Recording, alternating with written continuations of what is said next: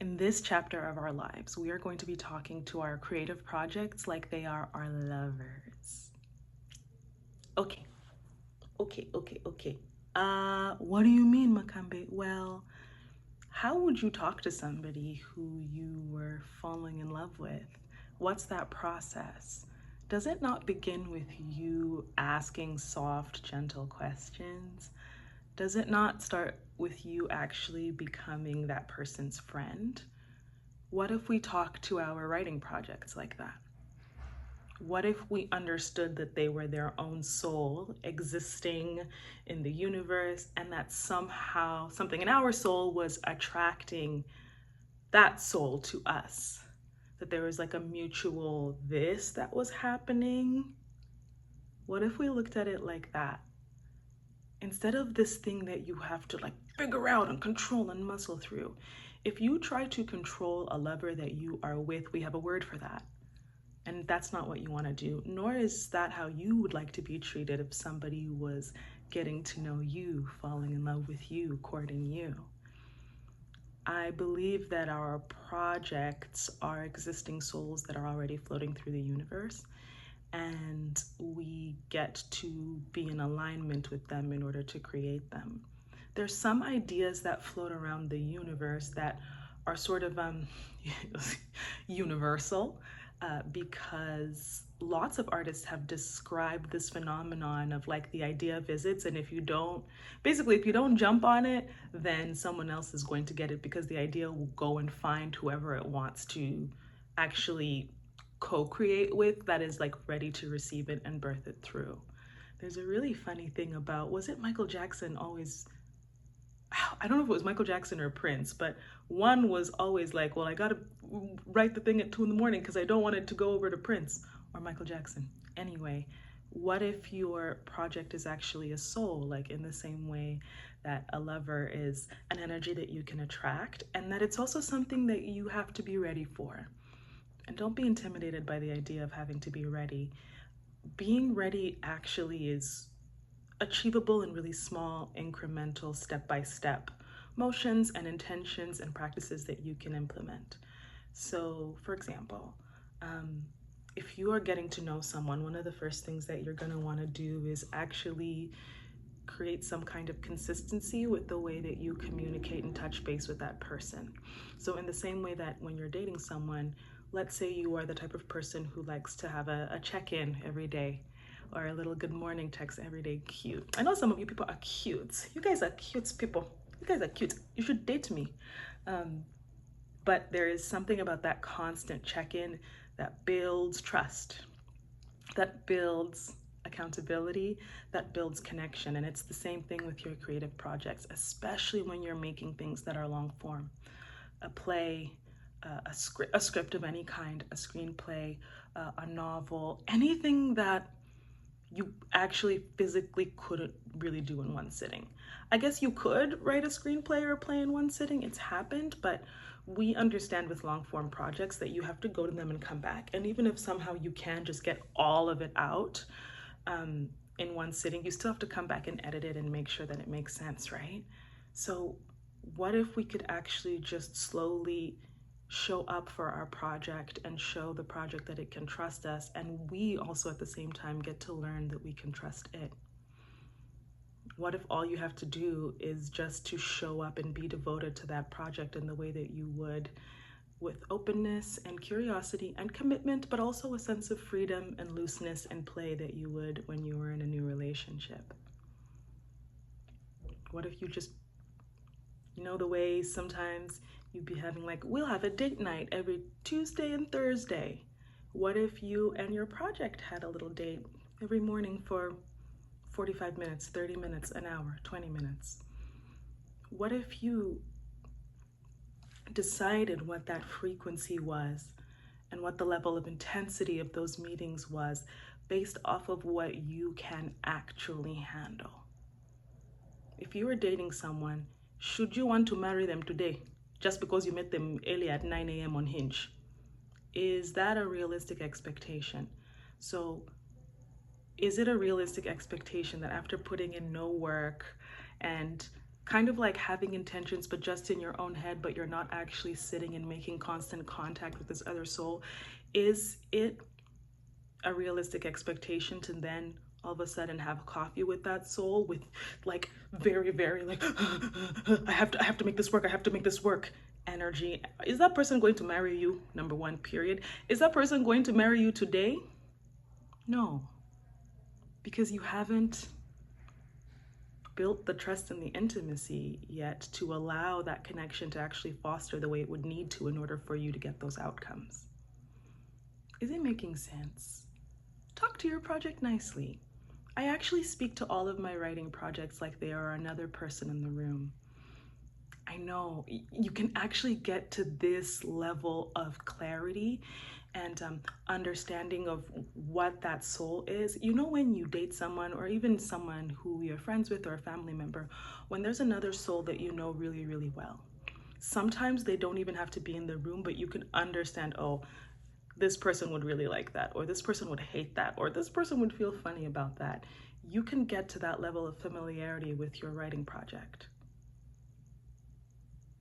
Tune in, slow down. It will tell you what it wants to be. It sounds very woo-woo, and maybe it is, and maybe woo-woo is not a bad thing, but there is something in the process of like easing the nervous systems that really helps in actually allowing that relationship to foster.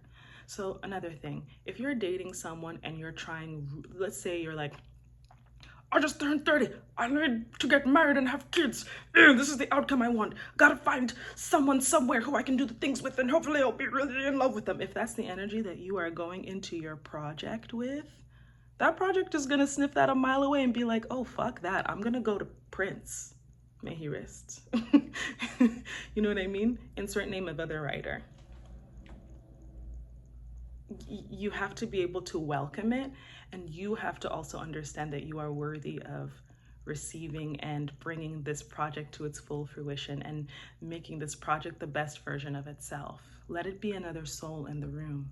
And when it's time for you to really put pen to paper, or to really, when you're in those flows of like, okay, now we're outputting a lot, when those consistent meetings grow from 20 minutes a day or an hour or two every couple of days, whatever it is that works for you, when they grow and create a foundation for your connection, that connection is actually able to hold a lot more.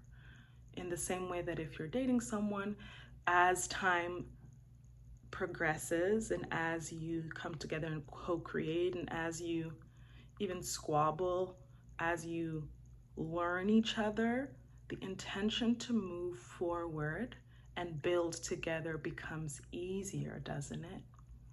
But it takes time.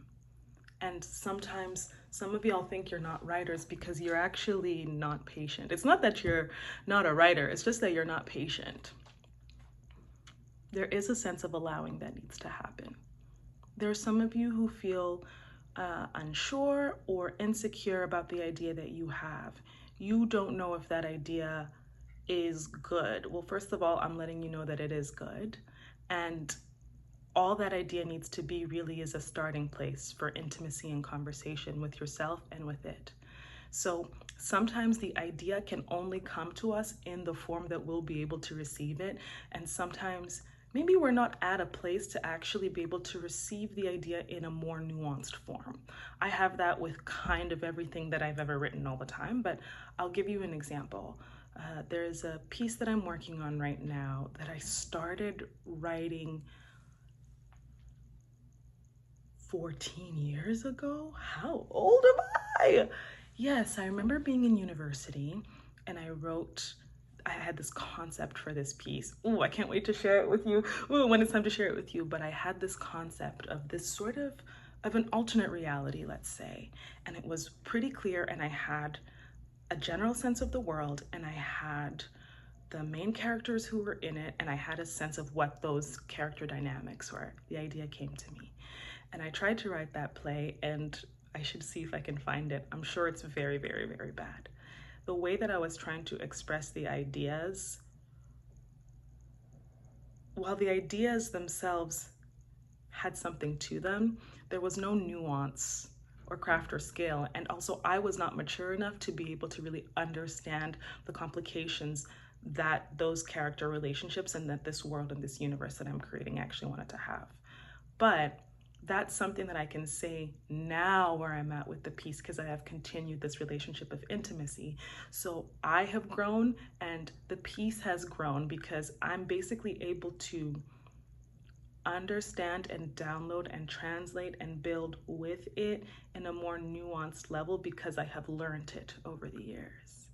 I am also a more aware, more sensitive person, and I think a more connected artist. And so now when the piece needs to tell me what needs to happen in scene 2, it can actually use really complex or complicated or nuanced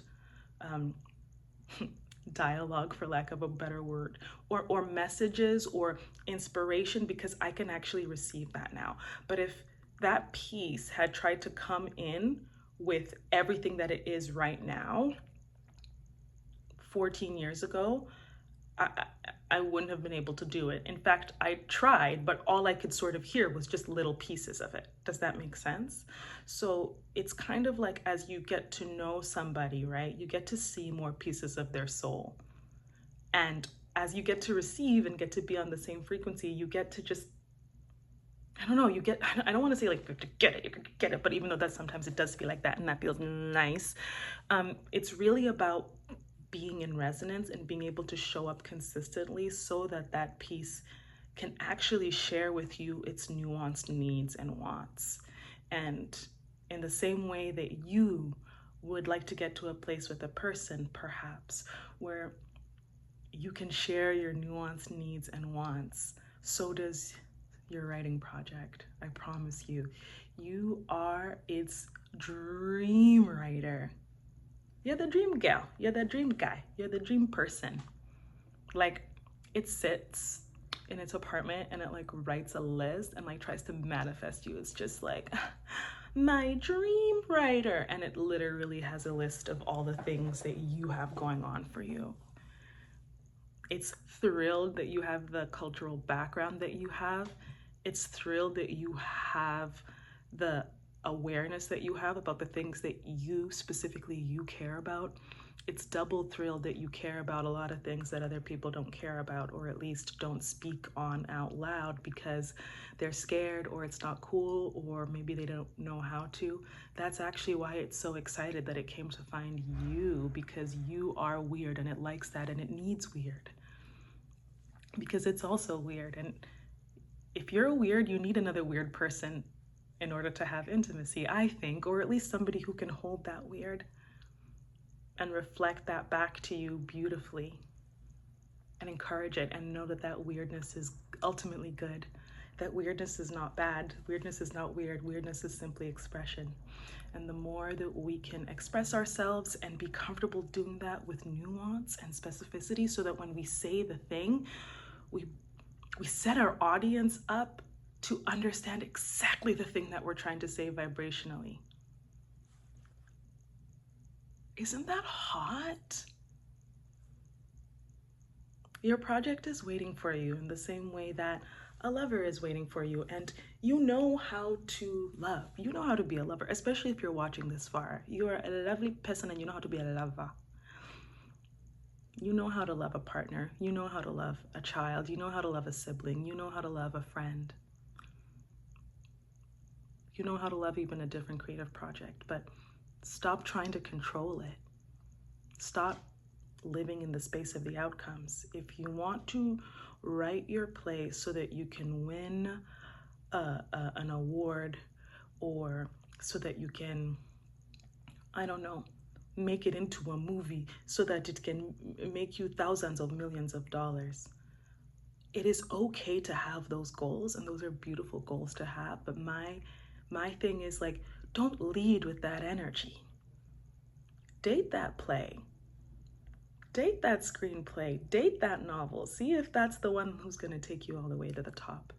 It's okay to be ambitious and to want those things, but it's so important, I think, as artists to like understand that let's say you're really, really passionate about, you want to win a particular award, right? So let's say you really want to win the Pulitzer. I love that for you and I want that for you, and that could very well happen. And I'm not just saying that in terms of like a vague, random, like that could very well happen to you who is watching this. Look in my eyes when I say it. That is meant to be one of your stories, or maybe more. That's for somebody. Ooh, that's for somebody. Oh my gosh, who are you? Say hi. That was for you. But you can actually have all of those things. You can have, I believe, a lot of the accolades that you want and seek, but in the same way that you might want to get married at the end of the day, I don't think it's healthy to go into a first date or a third date being so fixated on what you want that outcome to be, because yeah, like you will get married one day if that's really something that you want. That's a thing that could happen, but it doesn't mean that it needs to happen with this exact person. It doesn't mean that's the person who that journey needs to go through with, and doesn't mean that you can't have a journey with this person, and maybe this journey with this person is going to lead you to the next journey with the next person, and the next one with the next one, and where you keep learning and learning and learning, and then it gets to this point where you're just vibing and creating, and you're just meeting all these beautiful souls, these creative souls that are stretching you and you're stretching them, and they're birthing a new version of you and you're birthing them into the world. And then maybe, who knows, you just get a phone call one day that it's Uncle Pulitzer being like, hello, we want to give you a Pulitzer for that one. Maybe you're just vibing and going on, and then all of a sudden you're like, oh, like, am I actually with my person? I don't know, guys. Like, what if it's that simple and like romantic and like juicy and sexy and vulnerable and sweet? Talk to your piece like you would talk to your lover, or maybe the better way to say it is talk to your piece the way you would want your lover to talk to you. Build that intimacy with yourself. Be honest with yourself about what you are available for. Be honest with yourself about what you are afraid of. Name what you are afraid of so that you can release it, and show up in ways that allow you to build consistency.